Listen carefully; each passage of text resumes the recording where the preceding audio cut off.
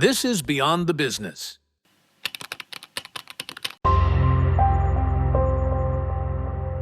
At some point, energy stopped feeling like a physical thing. For most people today, energy is no longer something you extract, store, or struggle with directly. It arrives when you need it, it disappears when you don't. You see the result and not the process. A light turns on, a device charges, transport moves, and the system works. And because it works, we rarely ask whether it works in the right way. This season started with a question that sounds simple but turns out to be uncomfortable. Are we actually using energy correctly? Not efficiently, not cleanly, correctly. Because efficiency on its own doesn't solve anything, it only accelerates whatever system already exists.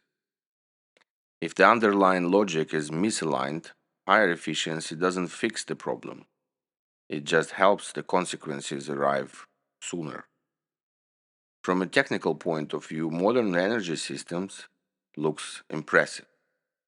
Supply is stable, output is high, redundancy exists. Prices fluctuate, but collapse is rare. Compared to any previous period in history, access to energy is broader and more reliable than ever. But reliability can hide a lot. What this season explored and is not an energy as fuel or electricity, but energy as behavior. What happens to systems, markets, and societies once energy becomes abundant, abstract, and disconnected from immediate consequence? Once energy is reduced to units on a bill, it stops feeling physical. It becomes an accounting variable, something optimized locally, priced narrowly, and explained globally. And that is where waste begins, not waste as inefficiency, but waste as misalignment. Energy is spent in ways that commit the future without feedback. The first place where this misalignment becomes visible is infrastructure. Infrastructure is often treated as neutral. Roads, grids, ports, pipelines, they are described as the passive enablers of growth. But infrastructure is not passive, it is an active accumulator of stress. When infrastructure works well, it hides the cost of keeping it working. Civil infrastructure makes energy feel effortless. You flip a switch, and data moves instantly, transport functions. The smoother it feels, the less visible the load becomes. Maintenance is postponed, capacity is stretched, demand quietly increases because nothing signals that it shouldn't. Stability stops being something that must be maintained and becomes something that is simply expected. Industrial infrastructure pushes this even further. Power plants, refineries, logistics hubs operate close to physical limits, not because they are poorly designed, but because demand keeps rising while tolerance for disruptions keeps shrinking. Energy is consumed not only to produce output, but to prevent systems from damaging themselves.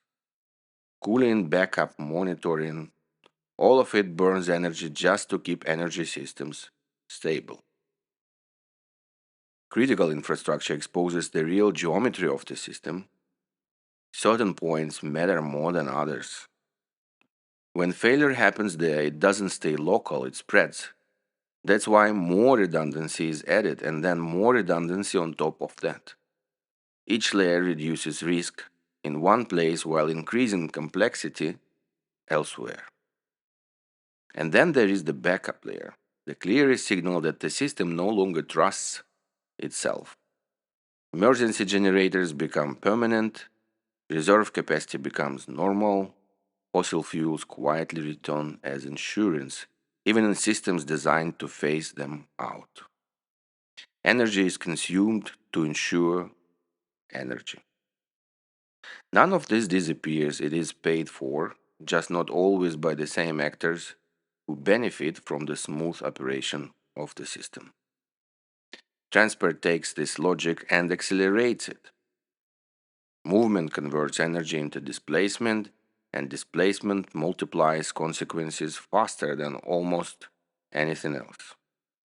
On land, transport reshapes cities, locks people onto longer commutes, and normalizes constant motion. Roads wear out, air quality declines, health costs rise. These effects are treated as background conditions rather than direct outputs of mobility. At sea, the story hides behind the efficiency metrics. Shipping looks clean per unit moved while total impact keeps growing. Heavy fuels, noise, port congestions, coastal stress, the ocean absorbs first. Ecosystems adjust second. Communities pay later. The delay makes the cost politically convenient. In the air, the trade becomes explicit.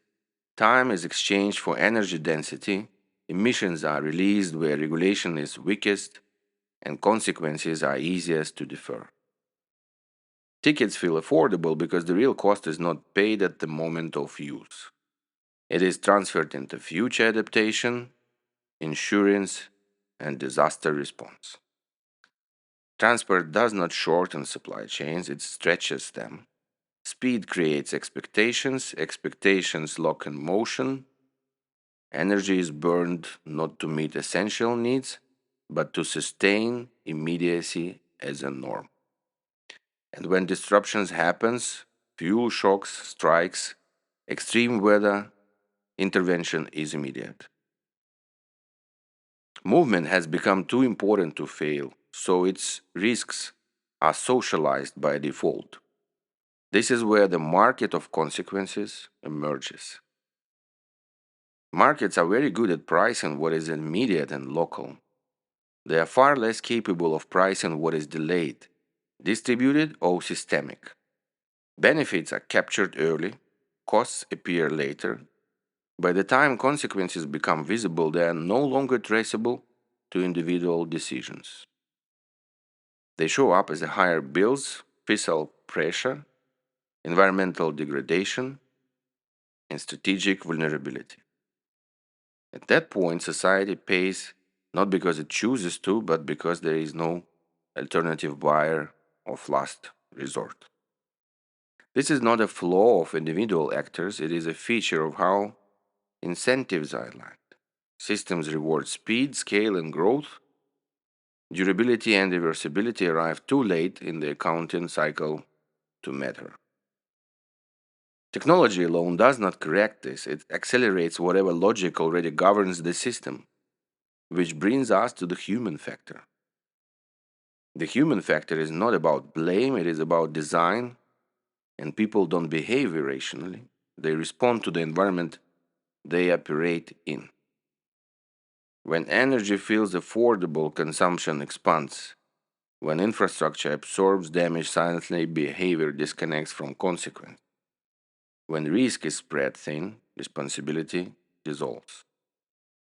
Policy follows similar constraints. Political cycles run in years, infrastructure spans decades, environmental systems respond over generations. Decisions are made on timelines that never align with the systems they reshape. What feels pragmatic now becomes rigid commitment later. Nothing here requires bad intentions. The system behaves exactly as it is to behave. Energy does not choose its path. Infrastructure does not decide how burden is shared. Markets don't feel the consequences they generate. People do, through the structures they design, normalize, and defend. The central question of this season was never whether we can decarbonize fast enough. It was whether we can realign decision making so that consequence returns to the same time frame as action. Because waste in this context it's not inefficiency, it is energy spent in ways that commit the future without feedback. And the longer that feedback is delayed, the more expensive the correction becomes. That is the energy of waste, and that is why this conversation sits beyond the business. Season 2 ends here. Next, the ocean of waste.